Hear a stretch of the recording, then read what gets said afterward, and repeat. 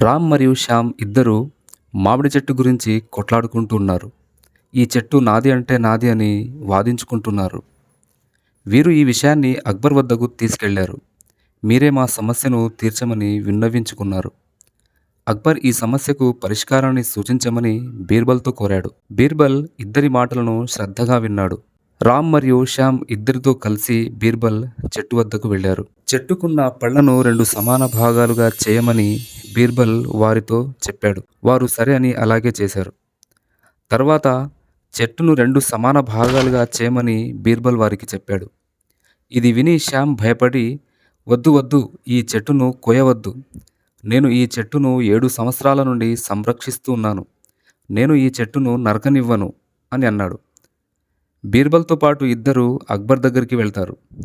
బీర్బల్ అక్బర్తో ఇలా అంటాడు, మహారాజా, ఈ చెట్టు శ్యామ్కు సంబంధించినదే. ఇతనికి ఆ చెట్టుపైన ఎంతో ప్రేమ ఉంది.